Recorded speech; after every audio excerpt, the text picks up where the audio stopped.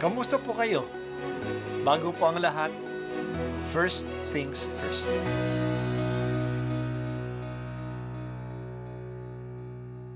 Good morning po. Sinisimulan po natin ngayon ang first things first.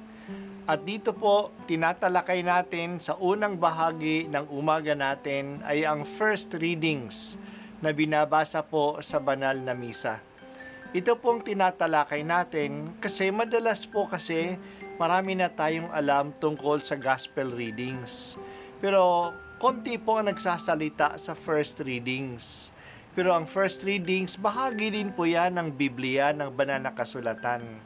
Kaya susubaybayan po natin ang mga first readings, basahin po natin at kuminsan kailangan ng basahin ng 2 o 3 beses bago maintindihan kasi hindi po tayo familiar sa mga istorya at sa mga kaisipan na tinatalakay dito. Ang pagbasa mula sa mga gawa ng mga apostol. Noong mga araw na iyon, pagdating ni Saulo sa Jerusalem, sinikap niyang mapabilang sa mga alagad doon. Ngunit ang mga ito ay takot sa kanya at hindi makapaniwalang isa na siyang alagad. Subalit isinama siya ni Bernabe sa mga apostol. Isinalaysay niya sa kanila kung paano napakita ang Panginoon kay Saulo at nakipag-usap dito nang ito'y nasa daan. Sinabi rin niyang si Saulo'y buong tapang na nangaral sa Damasco sa pangalan ni Jesus. At mula noon, si Saulo'y kasama-sama nila sa Jerusalem at buong tapang na nangaral doon sa pangalan ng Panginoon. Nakipag-usap din siya at nakipagtalo sa mga Helenista, kaya't itinangka nilang patayin siya. Nang malaman ito ng mga kapatid, dinala nila si Saulo sa Cesarea at pinauwi sa Tarso. Kaya't naging matiwasay ang simbahan sa buong Judea, Galilea at Samaria. Ito'y tumatag at lumaganap sa tulong ng Espiritu Santo at namuhay na may pagkatakot sa Panginoon. Ang salita ng Diyos. Salamat sa Diyos.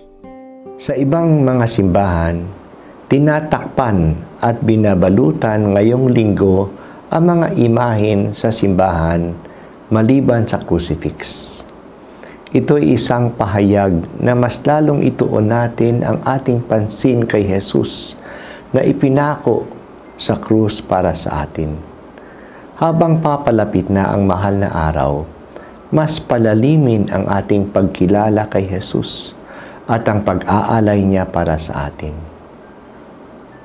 Si Saulo ay nagsimulang tagapag-usig ng simbahan. Marami ay natakot sa kanya kasi nagbabahay-bahay siya upang hulihin ang mga Kristiyano para ipabilanggo.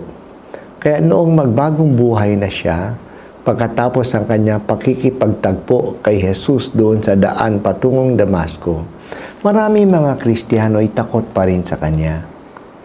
Hindi nila alam na nagbago na siya o nagdududa pa sila sa kanya. Kung si Jesus ay mayroong Juan Bautista na nagpakilala sa kanya sa mga tao, si Saulo naman ay may Bernabe. Siya ang nag-introduce sa kanya sa mga Kristiyano sa Jerusalem at nagpatotoo na maaasahan na siya na totoo ang kanyang pagbabago. Pinatutuhanan din ito ni Saulo. Masigasig siyang nagpahayag tungkol kay Jesus na siya na nga ang Kristo. Naging kapanayam niya ang mga Helenista, ang mga Greek-speaking Jews. Tandaan natin ni si Saulo ay galing sa Tarsus, isang lungsod na sa Cilicia, isang Greek-speaking province ng Roma. Kaya magaling siya na mag-Greek. Sa totoo lang, ang lahat ng sulat ni Pablo ay nakasulat sa Greek. Magaling si Saulo magpaliwanag at natalo niya ang mga Greeks sa kanilang pagdidiskusyon sa kanila. Napikon ang mga Greeks at gusto nilang ipapatay siya. Naging mainit si Saulo sa mga kaaway niya. Para na lang makaiwas ng gulo, pinauwi na lang ang mga Kristiyan.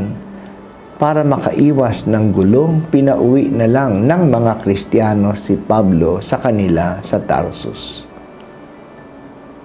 Si Saulo nga, na magiging Pablo ay isang tao na kapag kumbinsido siya, hindi siya nananahimik. Talagang pinanindigan niya ang kanyang convictions. Kaya nung kumbinsido siya na mali ang mga Kristiyano, hinuhuli niya sila. Noong maliwanagan ng Espiritu Santo na tama ang mga Kristiyano, hindi rin siya nanahimik. Nagpahayag siya na si Jesus nga ang katuparan ng mga pangako ng Diyos, na siya ay ang Kristo. Ginamit ni Pablo ang kanyang kaalaman sa kanyang pagpapahayag, ang kanyang kaalaman tungkol sa banal na kasulatan, at ang kanyang kaalaman tungkol sa Greek language. Talagang ibinuhos niya ang kanyang buong pagkatao sa kanyang gawain. Naging misyonero siya at inabot niya ang mga lugar na hindi pa naaabot ng magandang balita. Makikita natin ito sa kanyang mga liham. San Pablo, bahaginan mo kami ng iyong kasiglahan at ng iyong kasipagan sa pagpapahayag tungkol kay Kristo. Salamat sa iyong mga liham. Hanggang ngayon, kami ay naaabot ng iyong mga aral at humahanga kami sa iyong kasipagan at pagmamalasakit para sa mga mananampalataya.